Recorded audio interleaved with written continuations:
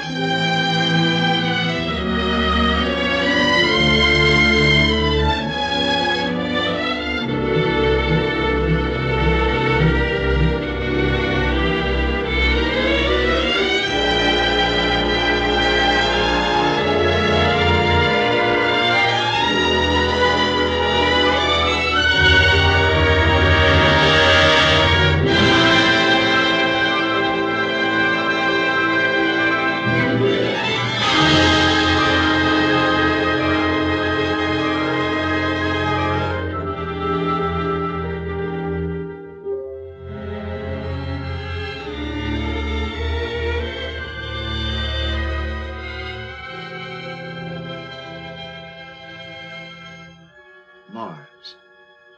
They'll be leaving day after tomorrow. I wonder if they'll make it. And what they'll find if they do. Life, maybe. Life of some sort. Perhaps someday we'll have a telescope powerful enough to see that far.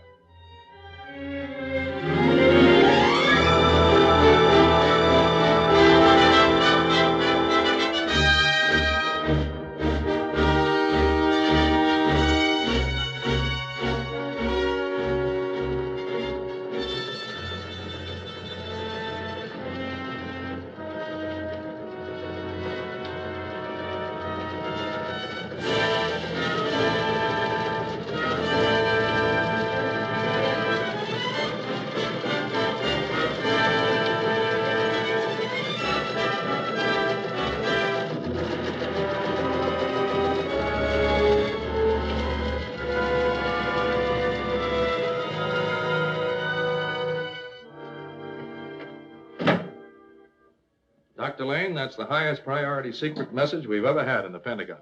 And we've had some. How does it feel to be the head of a project as immense as this one? Truthfully, it's a little terrifying. But you mustn't print that, Steve. Well, I should think it would be terrifying. I know enough about rocket propulsion to believe there's an outside chance you'll make it there. But aren't you worried about getting back? I used to climb the Swiss Alps. Our greatest ambition then was to climb the highest possible peak. We worried later about getting back. Can I print that, Doctor? If you wish. Well, Steve, this is a plum assignment for you.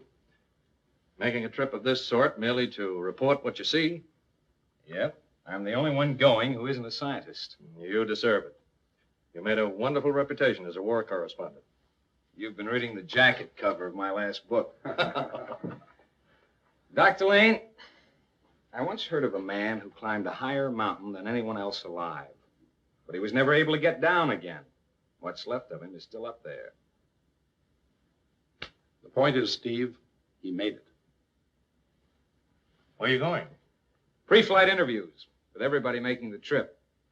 I think I've gotten as much from Dr. Lane as he's going to give. Oh, I'll give you the scientific reasons why I want to go. I'm the non-scientist. Remember, Doctor? No, I want to write about the personal human reasons why a man would risk death to go out into space. You've given me yours. I gather you don't think they're too good. I'm on my way to see Jim Barker. Maybe your chief engineer has a different reason for wanting to go. Oh, I'm sure he must have. Steve, I'm a little puzzled.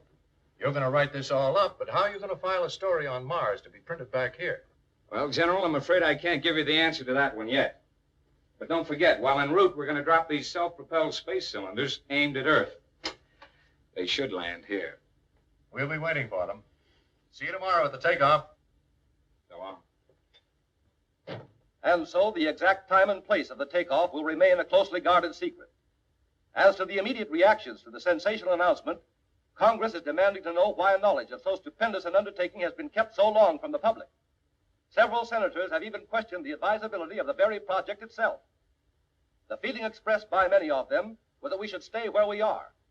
Government officials were quick to label these remarks as isolationist. Oh, here we go again. Well, let's get on with the interview. You know, if we make it, both the isolationists and the interventionists will take the bows. Wait a minute. You said if we make it. Tell me, Jim, what do you really think our chances are of getting there? Well, everything we know about astronomy, propulsion, and rocket navigation tells us that we will. Yeah, but there's a lot we don't know. There's a whole universe out there, Steve. The totally unknown. Beyond anyone's comprehension. We try to figure it out when we're kids, but we never can. Yeah.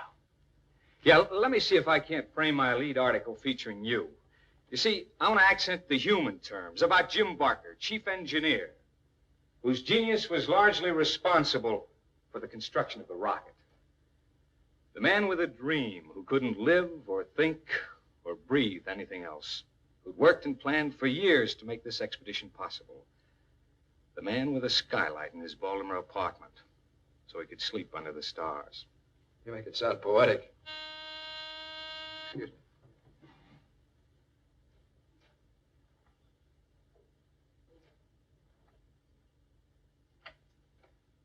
Oh, how are you, Carol? Oh, Carol, I'd like you to meet Steve Abbott. He's the newspaper man that's going on the trip with us. Steve, this is Carol Stafford. How do you do? Hello. What are you doing here, Carol? We had a date tonight, Jim. He held me up. Oh, yes, I can see you're all dressed to go out. A drink? No. I understand you wanted to interview me, Mr. Abbott. Well, you couldn't have picked a better time. I'm just in the mood to tell the story of my life. Father was a physicist. Taught her a lot. She's a smart girl.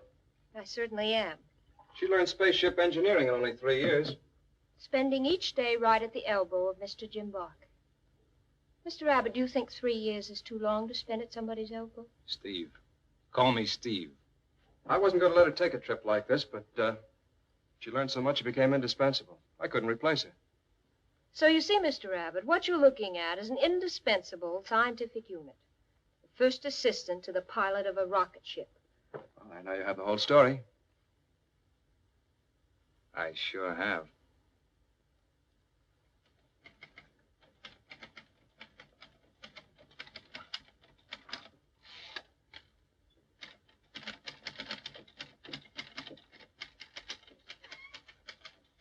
Professor William Jackson is here, sir.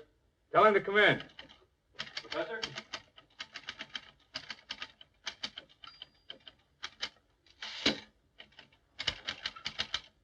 Be right with you. I have only 5 minutes. They're waiting to take me to a television broadcast. I thought I was handling public relations. Look here, I don't even know you. I take the time and trouble to come to your hotel. Because I haven't been able to catch up with you. It was agreed that none of us were to appear on radio or TV. Because once we start giving out interviews at random and for commercial gain... The world has a right to my opinions and observations.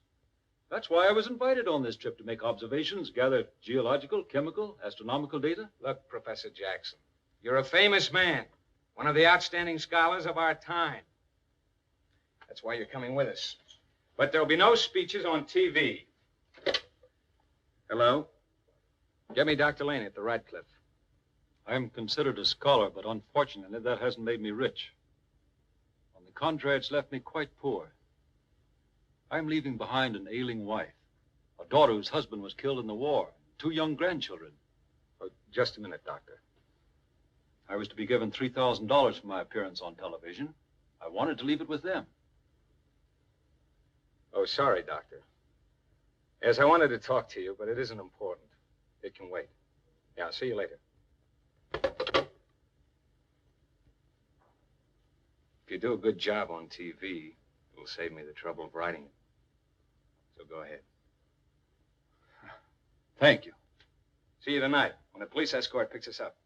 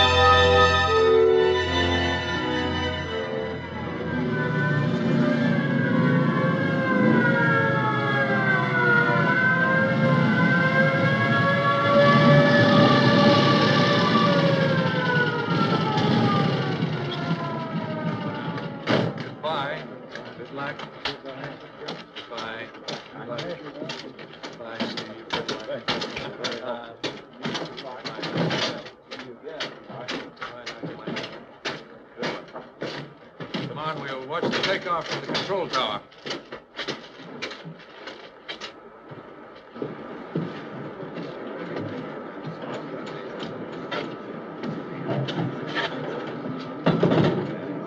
Well, I guess that about does it. Good luck, sir. Thank you.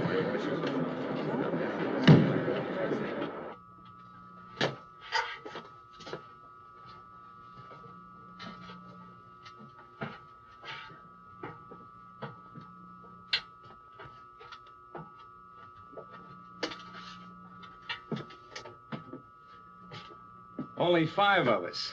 Seems lonely already. Well, it was a matter of how much weight we could carry. I would like to have asked a dozen more people. Hey, what happens when the rocket finally levels off? Do we walk on the walls? No, no. Our gyro mechanism keeps this cabin vertical at all times. When we're in horizontal flight, that hatch there will lead to the tail sections. You better go there and lie down and strap yourself in. All right, Cal, turn on the oxygen pressure for takeoff.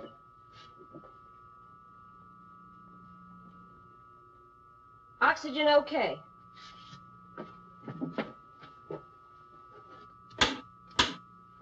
Control tower, Barker calling. Hello, Jim. This is Ed in the control tower. Check my radio. Give me a reading. Able George Baker, ready, over.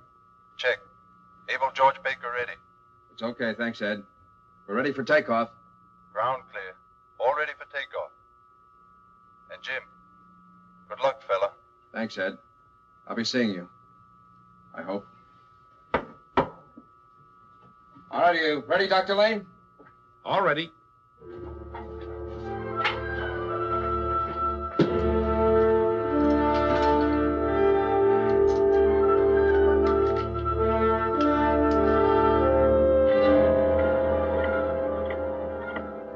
Ten seconds to takeoff. 9, 8, 7, 6, 5, 4, 3, 2, 1.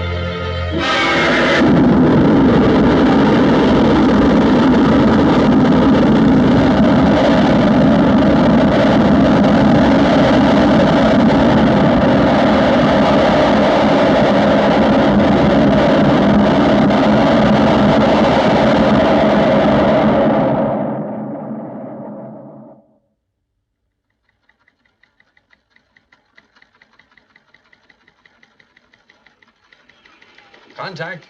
We're ready, General. That you, Steve? You've been out in space 2 days now. Got anything to report? Sure have. Big news.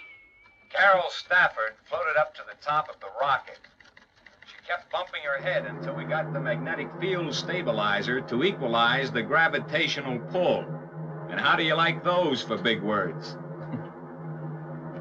Here's Jim Barker, who'll give you the official rundown. Everything's going according to schedule. At the present rate, we should be out of the orbit of the moon in 10 or 12 hours. After that, it should be clear sailing. Anything else, over? Jim, the Press Association here wants to know whether we'll get some pictures to go with Steve Abbott's stories. Over. We'll launch our first space cylinder in 24 hours. There'll be photographs and observations in that. If we lose radio contact, Steve can send all his stuff in the cylinder. Anything else, over? That's all for now, Jim. Over. Okay. Rocket ship MARS signing off for now. So long. I'm glad we don't have to send all the technical meter readings. It was a good idea you had, Doctor, of having them transmitted automatically by radio. And I think it'd be a good idea if you got a little rest, Jim. You've been there ever since takeoff. Well, I kind of hate to leave. Don't be heroic, Jim. 2 days without a break is too long. Dr. Lane and I'll take over. Well, keep your eye on the gravitational indicator. If there's any variation, call me. Go on, Jim. Remember, I helped to design that indicator. I guess I must be tired. I'll see you later.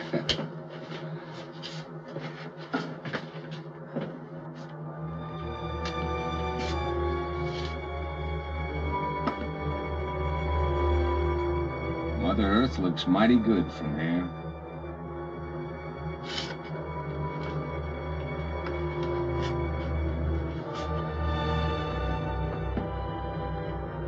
Close enough to the man in the moon to talk to him. If you do talk to him, be careful what you say. The moon could be a deadly menace to us.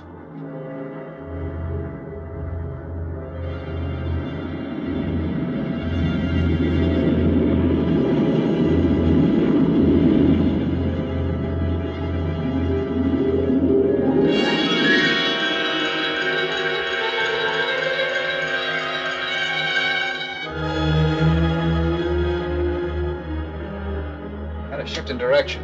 Good 5 degrees. Gravitational pull of the moon? We'll have to use power to pull out. Everybody take your stations. Where's Jackson? Professor Jackson. Coming.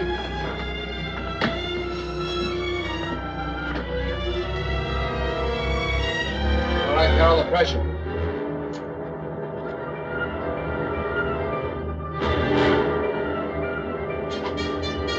Pressure okay. You ready? All ready. Here we go.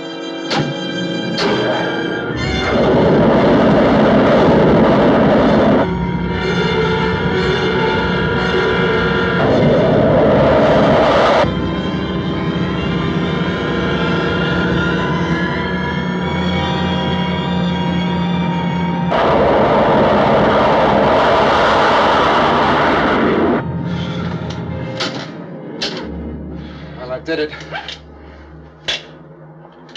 All right, Carol, cut the pressure. All you have to do is ask. Well, at least we won't land on the moon.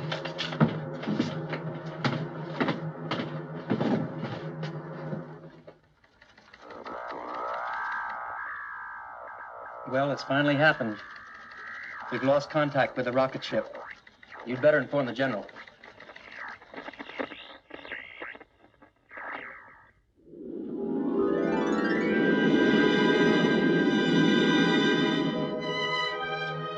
Your family, Professor? My 2 grandchildren. They're beautiful. I often wish I'd married and had a family. But astronomy and engineering have taken up almost all of my life. My life's been sheltered but full. Things I've learned, I've passed on to others. You talk as if you were already dead. You really believe we're going to come back? Sure I do. Personally, I feel this rocket is my coffin. Never would have expected that attitude from you. As long as we remain alive, I'll contribute all that I know to the success of the expedition. In the meantime, Professor, you're contributing an awful lot of gloom. He's contributed more than any of us. A real wife, a home, 2 lovely grandchildren. I'd trade 10 trips to Mars for that. Then you shouldn't have come along, Carol. Jim Barker, engineering genius. Jim? Skip it. It's just that being confined like this has gotten on my nerves. Mine, too. You listening, Carol? To what? I think that you are a prize package. Is this for Jim's benefit? And very feminine. He likes you. I sure do, Mr. Engineer. And I don't have to look in a test tube to find out. Let's cut out this bickering. I am not bickering. Nice try, but it didn't get over. Thanks, Eddie. Oh, the Earth seems so big when you're on it. And from out here, so small and nothing. It's like closing your eyes in the dark. Suddenly there you are, alone with your soul. You're homesick, Steve. No, Professor, I haven't got a home. Sometimes I wonder who I am. Who any of us are. There was once a theory advanced that the universe is a living giant being, and that we, as human beings, made in its image, are miniature universes in ourselves, containing millions of corpuscles. The components of each corpuscle imagine themselves to be in a complete world of their own, though they are aware of the universe of other worlds around them. Oh, that's fantastic. Is it? I wonder. We understand so very little, really. If space is limitless and endless, then don't you see, the opposite must be true, too. Smallness never ends, either, but continues being tinier and tinier, just as the enormity of the universe becomes more and more enormous. Doctor, you're giving me the creeps. What happens to us when we die? The whole universe dies, just as the universe in which we ourselves live may someday be no more. But there are endless universes beyond our own. I know the theory, but it makes this trip seem small and futile. If we're simply going from one corpuscle in some giant being to another, what will we find? Crossing over may provide some of the answers to things man has wanted to know since the beginning of time. If so, we'll be swallowed in space and forgotten. Holy mackerel, what's this? Come here, quick. What is it? I don't know. It looks as though the Earth's being bombarded.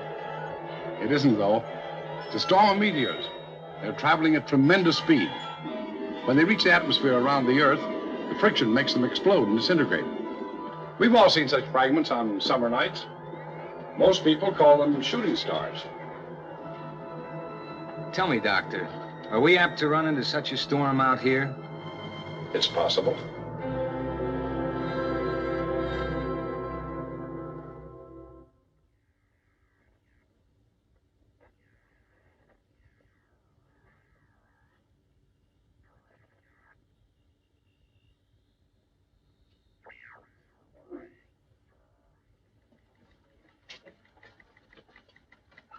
No contact, sir. Not for 48 hours now. From this point on, I'm afraid we'll have to depend on their space cylinders.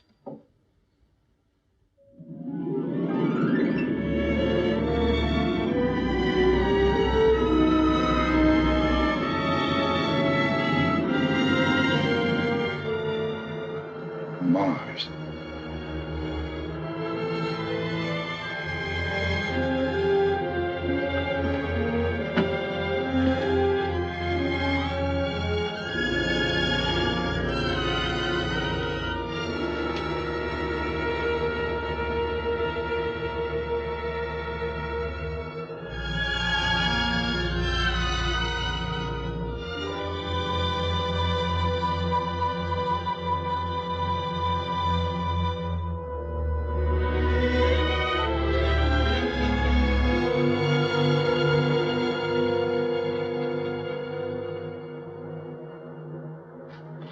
Jim, what's the time and position? Have you finished with those computations for jettisoning this space cylinder? Almost. Just a second. We are now at approximately 2 degrees S400X 102 solar time. Well, that's about all there is to go. I hope the homing device works. I'd hate to have this land in the middle of the Sahara Desert. Didn't Steve have something to go? Oh, yes. Would you mind seeing if Steve's material is ready yet? Of course, Professor.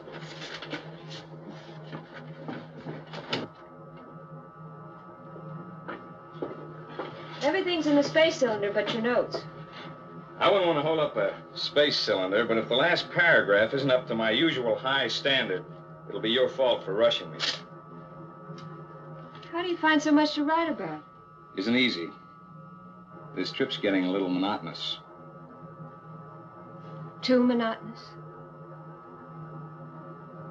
You feel that bitter about him? I don't know what you mean.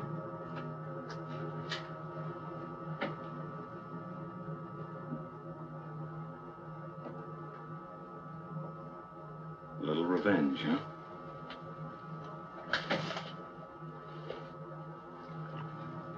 That ought to make him good and mad. I don't intend to tell him. How can you make a guy jealous if he doesn't know about it? It's possible. Well, glad to have been of service. What's the matter with you? For a lady scientist, you aren't very objective. No. I guess I haven't been. Next time you get sore at him, call on me. Anytime.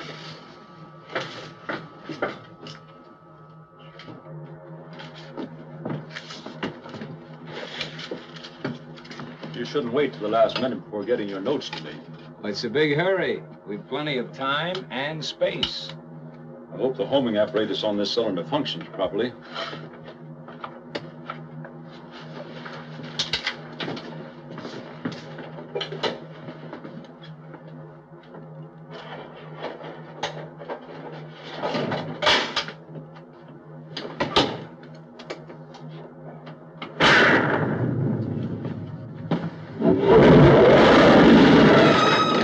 What was that? Did you have any trouble getting that space cylinder off? Why, no, of course not. Former spacecraft. Heavens, we're heading right in. This could destroy us. We have to get off. That means we'll have to go off course. We have no other choice. All right, everybody, take your stations. Strap yourselves in.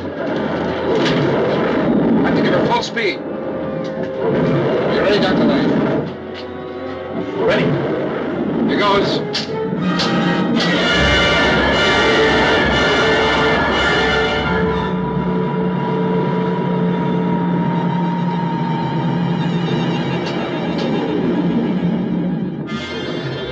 Carol, the emergency lights. Right. I think we went through it. Is everybody all right? Yes, sir. I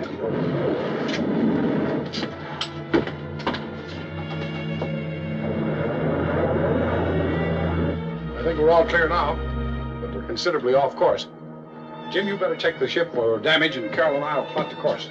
Steve, you and the professor check the tail section for any possible damage, especially the wires and cables. I'll check forward and see what I can find there.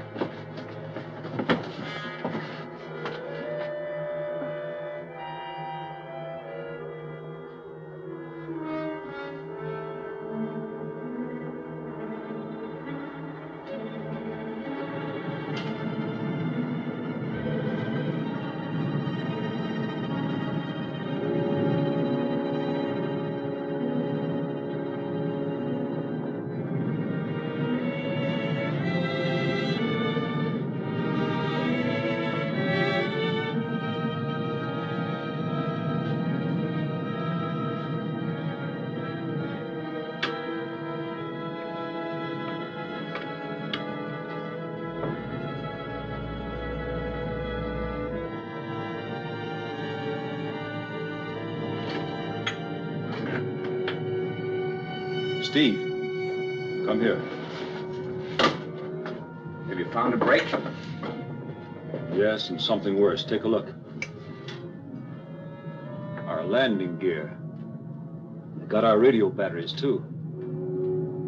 That's what cut the cable, probably shorted it. Can it be fixed? I think Jim can fix the cable all right, but not the batteries in that shaft.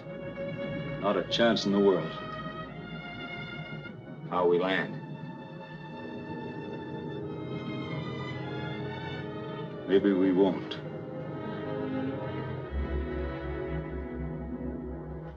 Well, folks, we have a real problem. The landing gear we depended on is now useless. We're going to have to crash land. Can't we use the jets to ease us down? We may have to, but it will eat into our fuel supply. Better to use some of that to find a favorable landing spot. You have to make a choice. We can make it back to Earth and attempt a landing there, or we can try a landing on Mars. The choice is up to you. Well, I'm pretty fond of the world myself, even if it's only a little corpuscle. If we get back, maybe we can make another trip. Not much chance of that. If anything, it would discourage future flights. Assuming anyone does survive on Mars, what will he be able to do? Will he be able to report back what he finds? There's a remote possibility. The atomic power head might not have been damaged too much to get off a space cylinder. It doesn't look very promising either way. But if there's any chance of sending back any data or information about Mars, I'm in favor of going on. After all, that was the object of our flight. Our survival is of secondary importance. We can be on Mars within 24 hours. At least that's the shorter trip. That's an advantage under the circumstances. We're almost at the top of that mountain you wanted to climb. What do you think, Carol? Well, it doesn't look like we're going to come out alive either way. But after all, we did set out to do something. That says it for me. I knew that it would.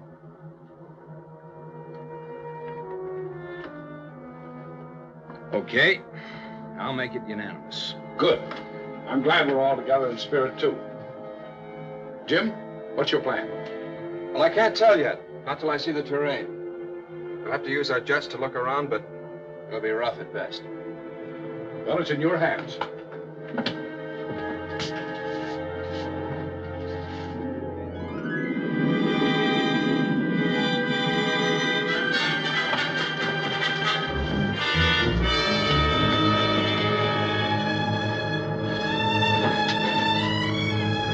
All right, strap yourselves in. What about you, Jim? Forget about me.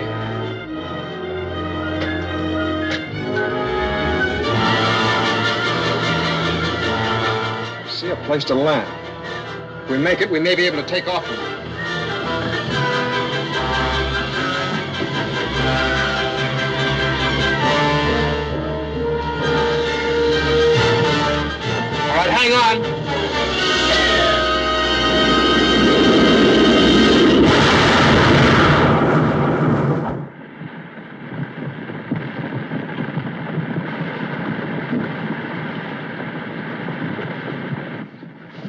He's coming around now.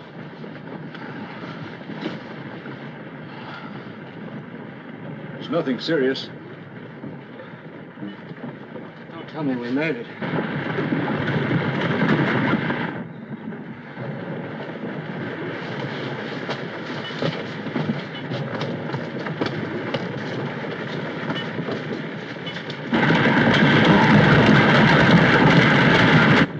The concussion of our crash must have caused the avalanche.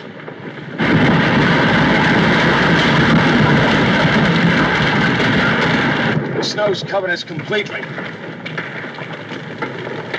Oh, no, it hasn't. Look over here.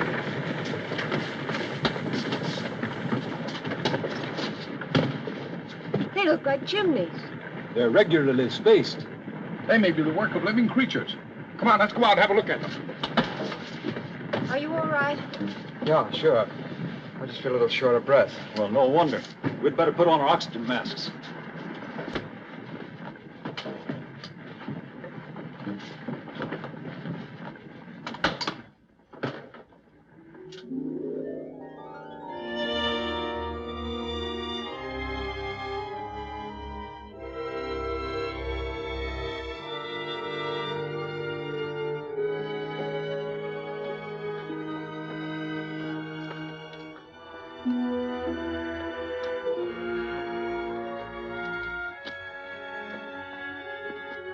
It's made of stone or brick.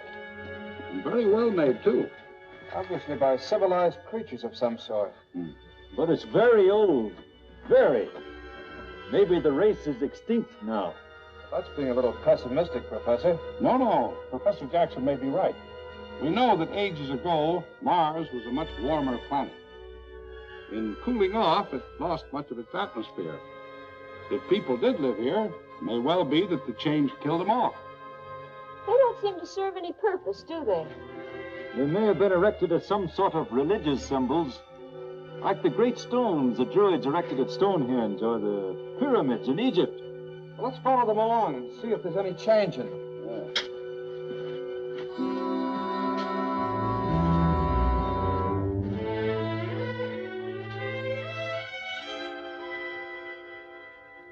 We have been expecting you. Expecting us? You speak English? For many years, we have picked up your radio broadcasts and deciphered them. Many of us have even learned to speak some of your languages. I am Ikron, president of our council which rules this planet. We are happy to meet you and honored by the presence of your eminence. You say you pick up our broadcasts. Yes, your first 2 cylinders arrived back on Earth safely. Since then, they have lost contact with you, and there is a worldwide vigil awaiting news of your party. Can we get through to them? No. Although for years we have been able to receive broadcasts, we are still unable to send them. Our best efforts have been reported by Earthmen only as faint signals coming from Mars. You will come with us now.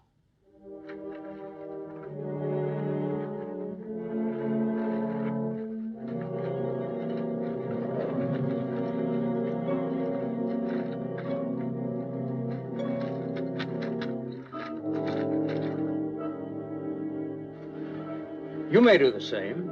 You won't need them anymore.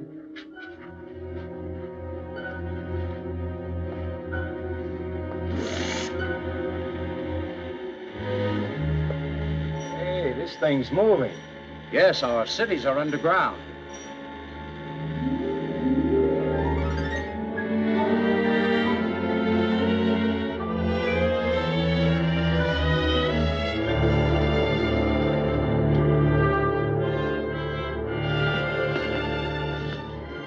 This is magnificent.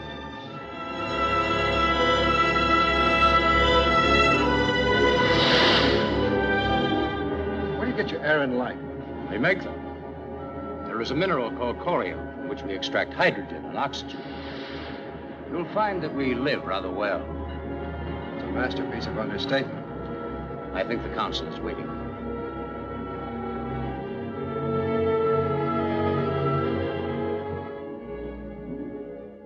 You'll will find we have much in common.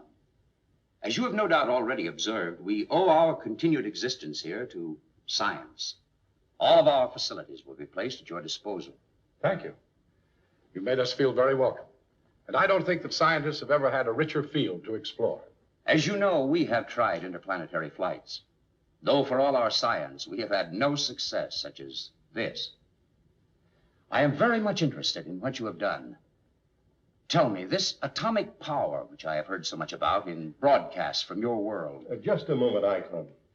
We can exchange questions and answers endlessly. There'd be time for that. Now I suggest that our visitors be permitted to rest and refresh themselves. This is Tillamar, our senior advisor and former chief of our council. Terrace will show you to your dwelling, and after you have had time to adjust yourselves, we will talk further. Thank you.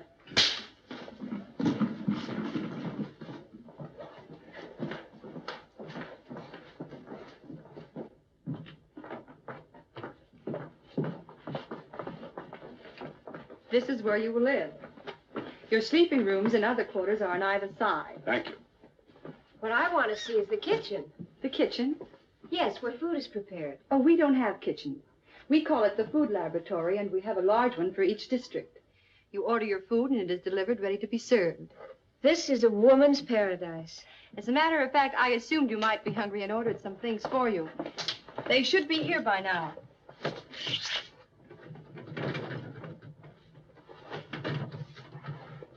Everything is here, ready to be eaten. When you've finished, you just put everything back, close it up, and press this button. That's all there is to it. No dishwashing? Well, that's taken care of mechanically. Mars, I love you. Oh, yes. A tailor will be here to measure you for your wardrobe. You'll be needing clothes, of course. You mean, You can have more like those if you wish. No, we wouldn't think of it. When on Mars, do as the Martians do. We find these very comfortable. Well, I'll leave you now. I know you're tired and hungry. If you want me, you can reach me over the speaker. Well, if no one objects, I think I'll start setting out the food. Yeah, I'll help you. I can hardly wait to see their chemical laboratories. What a remarkable place. The scientific skills and techniques of these people are truly incredible.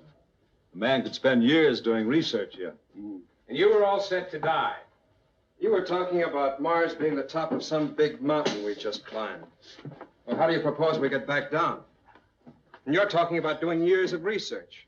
What good will it do if we can't get the information back to Earth? Or are we planning to spend the rest of our lives here? I can think of worse places to spend the rest of our lives. No, Jim is right. Our whole project is a failure unless we can get our findings back to Earth. But how? Our rocket is wrecked. Can we build another? I don't know that yet. We might be able to salvage some of the essential parts and maybe build others. But it's a big job, and we'll need the help of the government here. Without it, we don't stand a chance. Even with it, it's no sure thing. I don't know why they wouldn't help us. Icron said they were interested in interplanetary flight. Well, there's only one way to find out. As soon as we get settled, Jim and I will go before the council and ask for their assistance.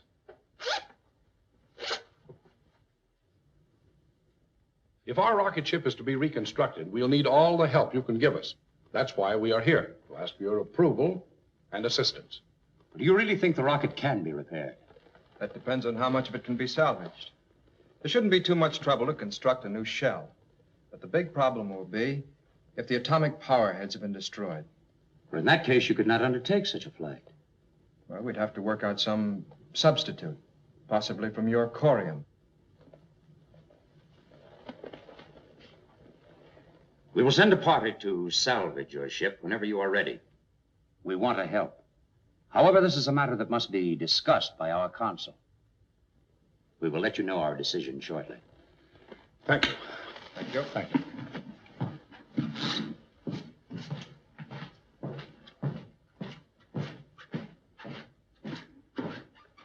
I was anxious that it was not made to sound too easy. However, the approval will be granted. You still object to my plan? To destroy these people and all the people in the world as well? Yes, I do. We will build others from the same design. A fleet of them, 100 fleets. And when we finish with the ruins of their world, what then? A plan to conquer the universe? More rocket ships? Where is the end of it? I seek only the sanctuary of a place to live for our people. Our planet is dying. The corium will be gone. What plan do you suggest to save ourselves? That we make a pact with them for certain areas of the Earth. The people who have come here have no power or authority to make pacts.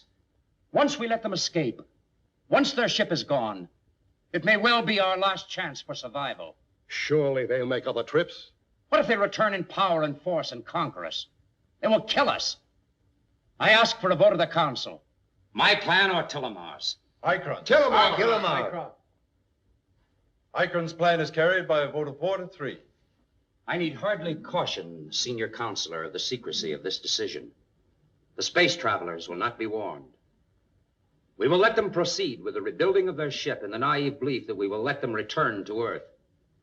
Once the rocket is ready, they will become our prisoners. Fellow counselors, soon now. Soon. The evacuation from a dead planet will begin. First the armies, then the civilians.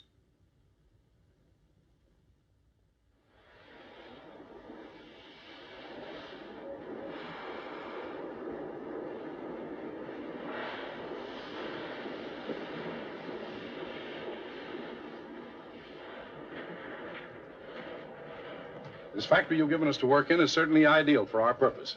Some of those amazing new light metals you've shown me should be able to take the pressure perfectly. I have developed several that I think will be suitable, and this assistant that I'm sending to you will see that you have the very best workmen available. You've undertaken quite a job, my friend. Well, most of the instruments are still intact. Oh, I don't think it should be too difficult for Jim, Justin.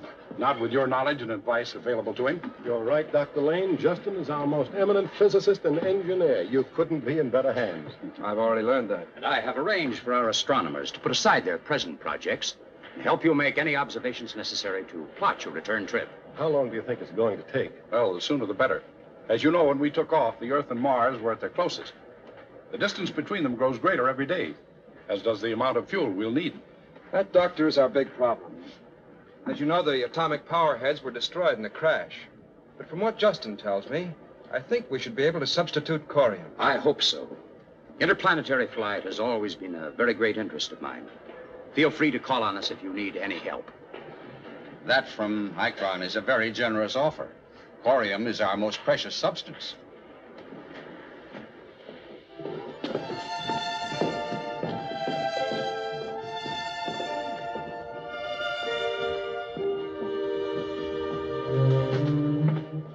Are you Jim?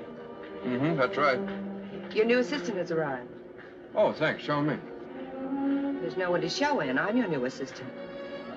My name's Alita.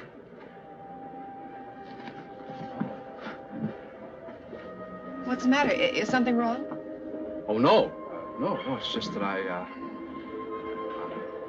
oh, sit down.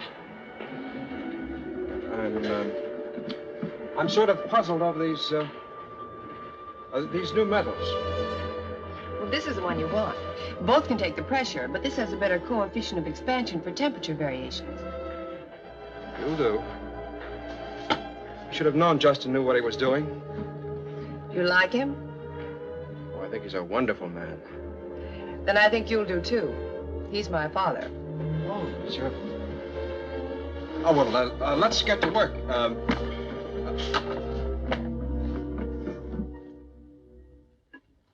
Say, his food is really great. There's a reason. In those hydroponic chemicals they use, they put every vitamin we know of, plus several other tissue-building elements. No wonder there's so few sick people here. These are really delicious. An amazing people. Great illustration of what science can do. Who would think that forced to live underground, they have mastered the highly complex problem of raising food to survive on? In a way, they're better off. Instead of fields in the open, subject to the uncertainties of weather, they have great tanks, miles of them. With their controlled temperatures, they raise practically everything they wish. They've made this into a kind of Garden of Eden. You'll excuse me? You're not going back to the lab again. I have to. I have a few problems I have to solve. Well, can I help you? Can I come with you? Thanks, Carol, but no. I'll be all right.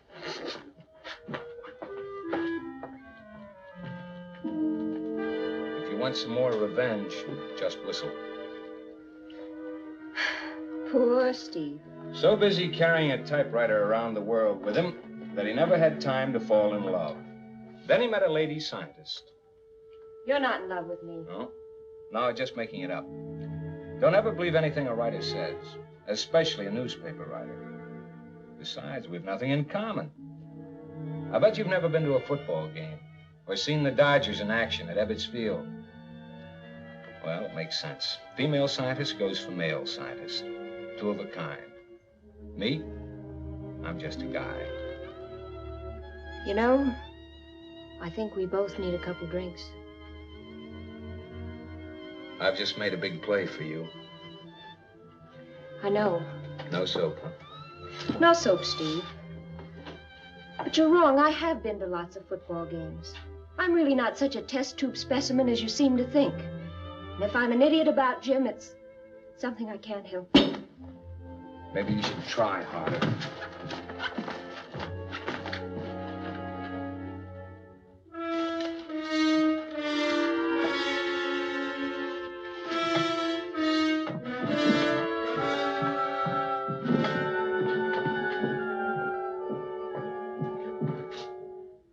Oh, good evening.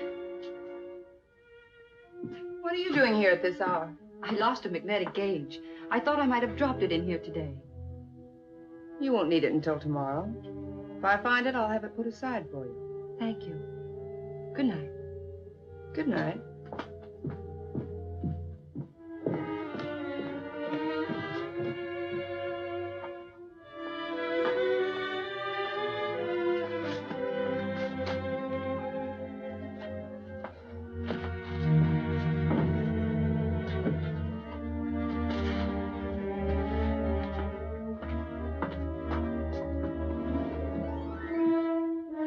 I have to know when they're going to be able to fly back to Earth. It's too early to tell yet. I would have learned more if the girl hadn't interrupted me. Well, she doesn't suspect you. Oh, no, I'm sure of that. Good. I must be sure that they're concealing nothing from me. Yes, sir.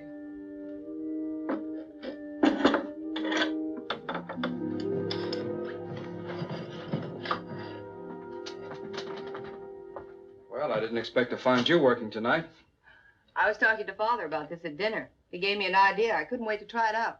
Yes? Well, he thinks if we increase the temperature more rapidly, the molecules will release more energy. It's what you call a higher sparking power for the trigger mechanism. I hope he's right. If he is, it'll save us a lot of time.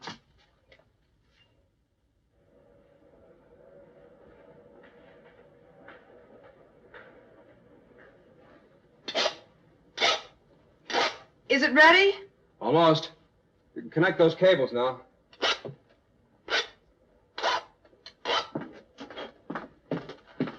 I know it'll work this time.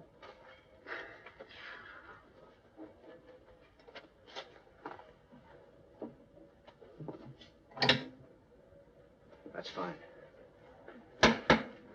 Well, this will tell the story.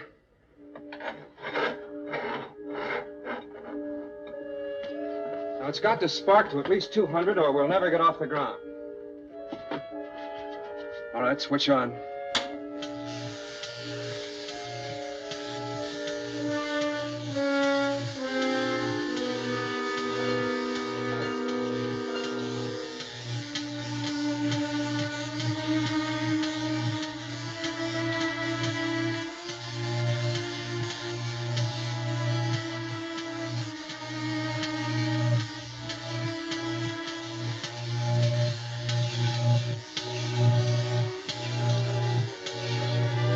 Look at that. I knew it'd work. I've got to tell Dr. Lane right away. You go ahead. I'll close up here.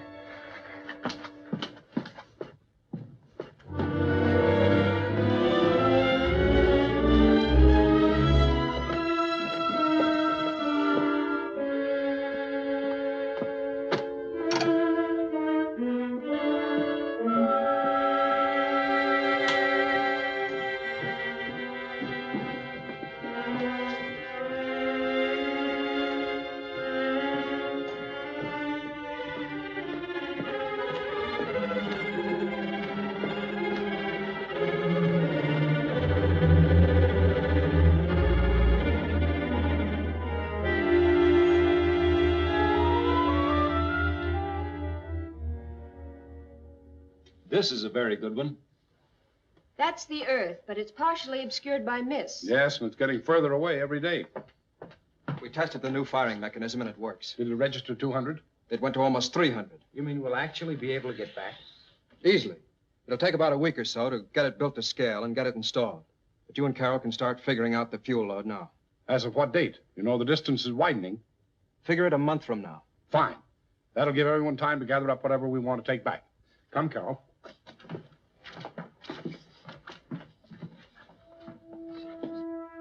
Yes, there's no question about it.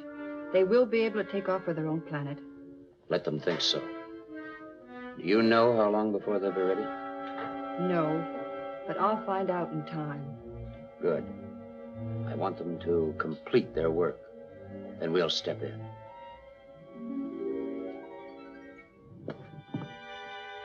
But there can be no doubt about it. I heard it myself. Why does he act this way? I took it for granted that we'd show him everything we know. From what Alita reports, he plans to let you complete your work and then at the last minute take it away from you. My advice to you is to leave before he realizes that you're ready to take off. But we can't. We let it be known only this morning that we plan to take off in a month. But you could be ready in 2 weeks, couldn't you? Oh, it's useless. He has spies everywhere that know every step of our progress. Jim, I think I know something we can do.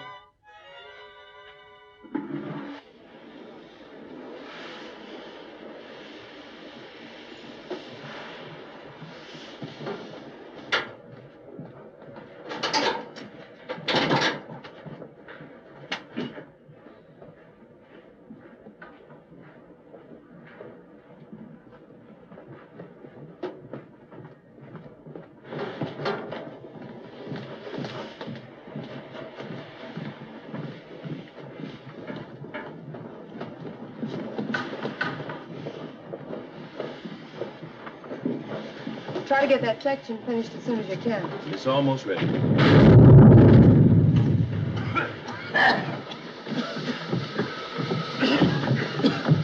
Don't go in there. It might explode.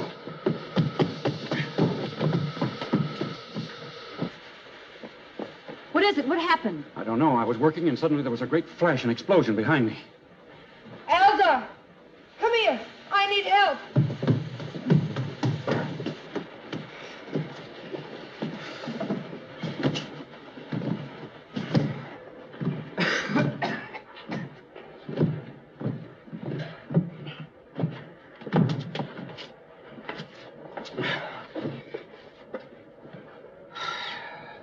I'm all right now. Is there much damage? Just the trigger mechanism. It'll take at least another month to replace it. That long? Maybe longer. Oh, no. Everybody can go home now. There's nothing more you can do today.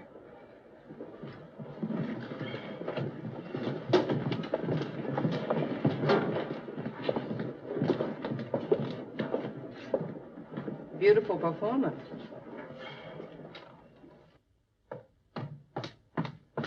Dr. Lane! Dr. Lane! Yes? Oh, What's the matter? we're in trouble. It's serious. Jim, are you hurt? No, no. Well, is the rocket damaged? No, but I want everyone to think it is. I faked an explosion. I've learned there's a plot to keep us from leaving. Ikron's government plans to take the rocket away from us as soon as it's finished. Are you sure of this? Positive. Well, what can we do? We can leave in 2 weeks. They think it's going to take at least another month for us to repair the damage. Can we get away without their knowing it? It's our only chance. We've got to try. Well, we better tell the others right away. No, not yet. It's too dangerous a secret. Just get them to speed up their work. Jim, you're tired. You ought to try and get a little rest and relax. Yes, I intend to, tonight. I think maybe we'll play a little bridge. Bridge? If you introduce that game on this planet, the people will never forgive you. 4 hearts. Pass. Why? Bye. Well, I've got good help for you.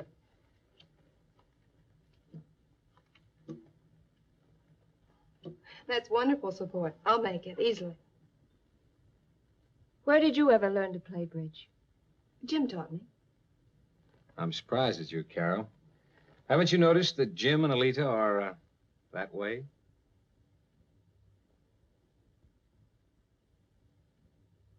You're supposed to say it isn't true.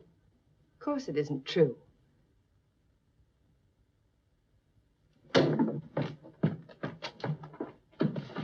Sit down, Jim. I'll go after her. Why did you say a thing like that? Wake up, genius. I was once a Lonely Hearts editor. Sorry that happened. I understand. No, I don't think you do. Oh, yes, I do. You even taught me that. Your work means everything. Then I must be crazy.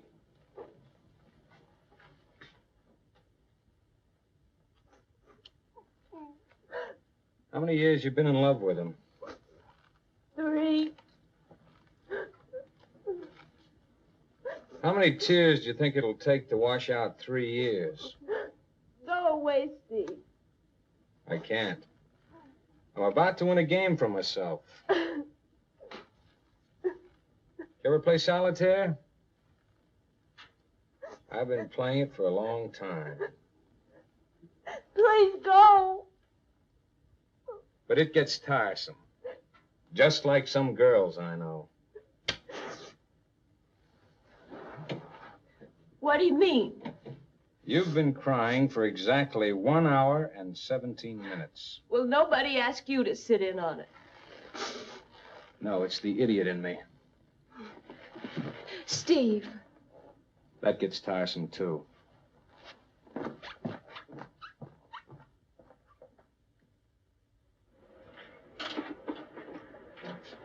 All right, that'll be all for today, fellas. All right. I'd like to make that installation myself. Oh, and by the way, you can have tomorrow off. There won't be anything for you to do until the day after. Well, thanks.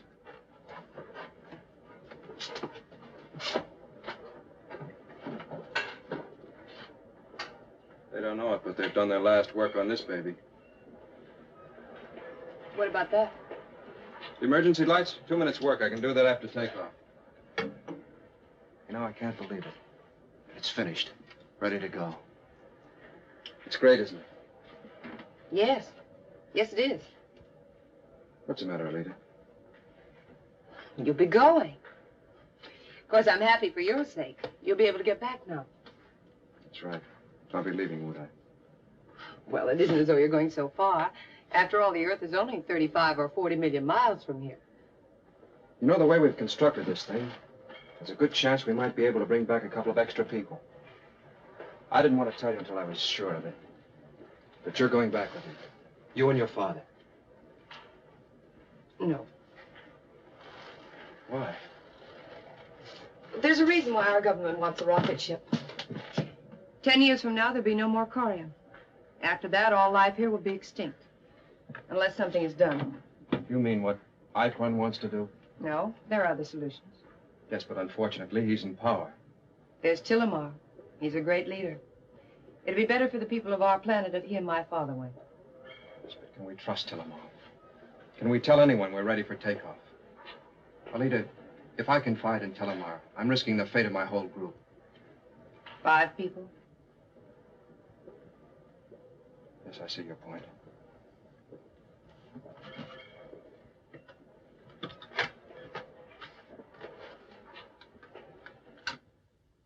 Whatever we decide here, you have my promise that I will not reveal your plans. Will you yourself, Tillamar, come with us as spokesman for your planet? As a statesman, to plead your cause. We pick up Earth's broadcast, Tillamar, and you can deliver whatever news there is from the world beyond. Perhaps to replace corium, Earth will grant us uranium in exchange for many things we have here. Inventions far beyond anything Earthmen have yet achieved. Interplanetary trade relations. You'll go then, Tillamar. Yes, I will go. Though once I am gone, Icron will declare me a traitor. Oh, perhaps at first. But when you have talked to our people through Earth's broadcast, when you tell them of your plan and that you're on a mission for them, there will be a new vote in the council. Icron will be overthrown. Well, how can you be sure of that? Because I will stay here as your representative and organize the active opposition. But... Don't worry, Alita. You are going, not I. But I'll see you again. I have confidence in Tillamar that I will. I've called you all together to tell you that thanks to Jim, the repairs on the rocket ship are now complete. We'll take off tomorrow. Well, how do you know it'll function properly? You haven't been able to make any real tests. That's the chance we'll have to take. But I'm positive it'll work. What's to keep them from stopping us? That's just it. They don't know that it's ready. And if we handle it right and are very careful, we'll be gone before they know it. We've worked out plans whereby each one of us will enter the ship tomorrow at different times without arousing suspicion and remain there until takeoff. Everything must be done with extreme secrecy. Ikron apparently has spies everywhere. So let's get packing. Now, just a moment. If you don't mind, there's one more thing I'd like to bring before you. And that is that I've asked Alita to come back with me and be my wife. Certainly. Fine idea. Bring her along. Thank you. Am I supposed to say something? Sure, some kind of witty remark. Tillamar will accompany us also. Why don't we take a few more people? Carol, I'd like to tell you how much I appreciate all you've done. Oh, don't apologize, Jim. I think it's just marvelous to take 2 live specimens back with us.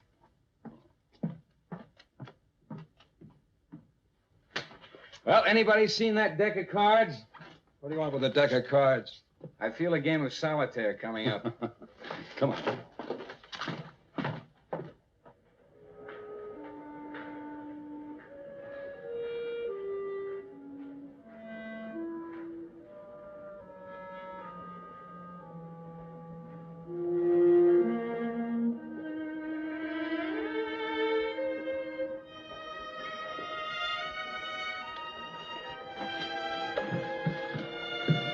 Professor. Yes? Everything all right? Yes. Let's get to all the important stuff. The others will be aboard later in the day.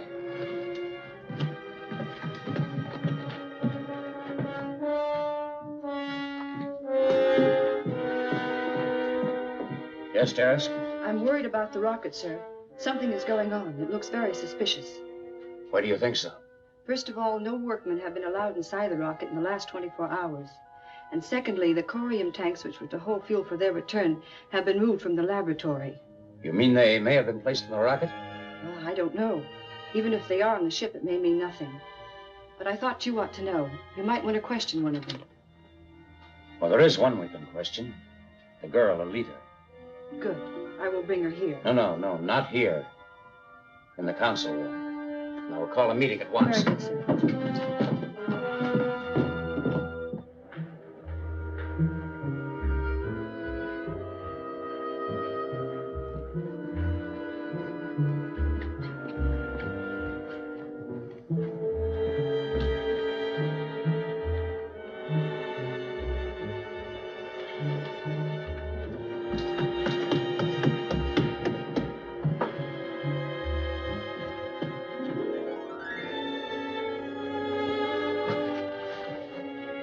Hey, don't I know you from somewhere? Girl scientist. Oh, yes. Now I remember. You know, I've been thinking. If we make it back to Earth, I'd like to do a series of articles. Enchanting idea. Very worthwhile. But you see, I'm not an author. I'd need a ghostwriter. Do you suppose that you... How long would it take? Oh, I don't know. Maybe the rest of our lives. If you're kidding, I'll break your neck. I'm not kidding. I think you'd make a wonderful collaborator. I'm not happy leaving you here. But think of the adventure before you. I'll miss you. But not for long, my child. And I'm sure you're going to be very happy with him. I think so, too. Are you going aboard the rocket now? Yes. Goodbye, Alita.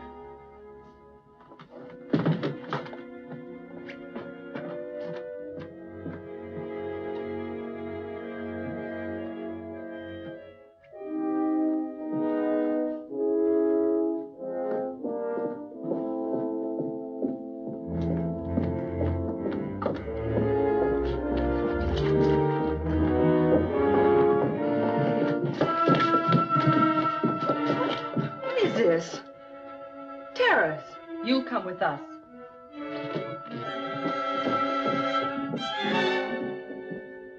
Yes, the tanks are on the rocket ship, but I told you why. The new outlet valves have to be tested. Where are the new? The old ones didn't fit. They were damaged during the explosion. And you say they cannot possibly be ready for another 2 weeks for a takeoff. I only know what Jim says, and I heard him say that just yesterday.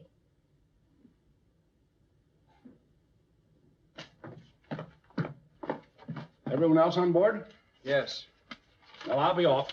I'll follow you in 10 minutes. Weren't Alita and Tillamar supposed to meet you here? Yes, that was the plan. They should have been here by now. Jim, are you sure everything is all right? Yes, don't worry about it. It's a long trip. You'd better get started, Doctor.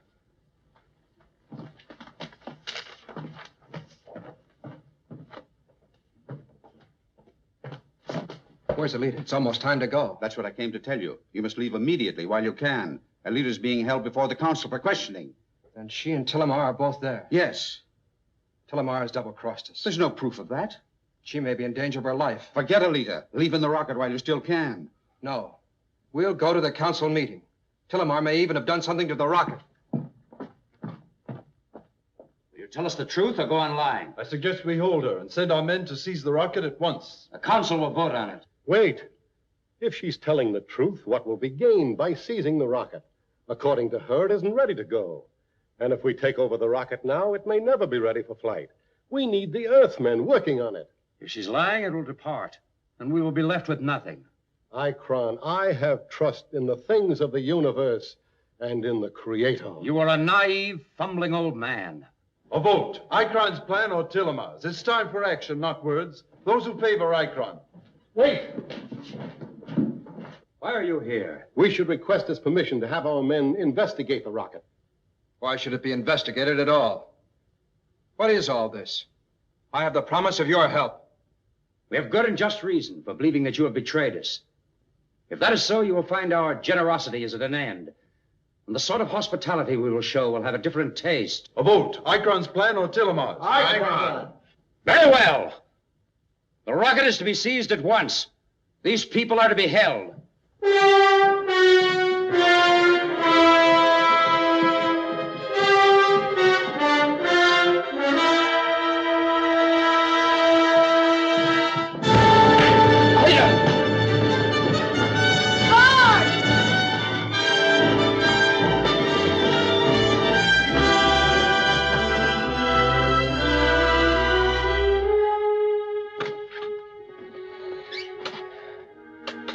Jim should have been here long ago. I don't understand it. I do. There's trouble. Something must have gone wrong.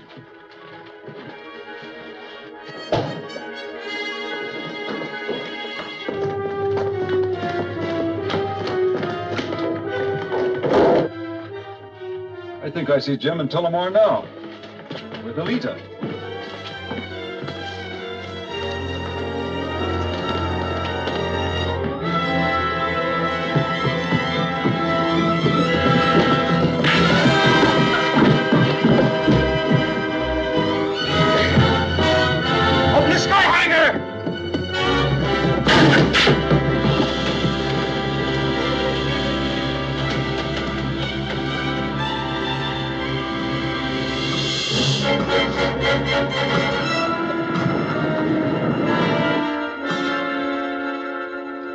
There's an opening. Won't open. Turn on the oxygen.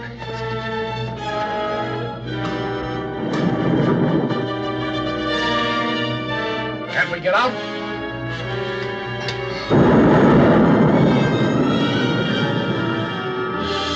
Take your stations. Strap yourselves in.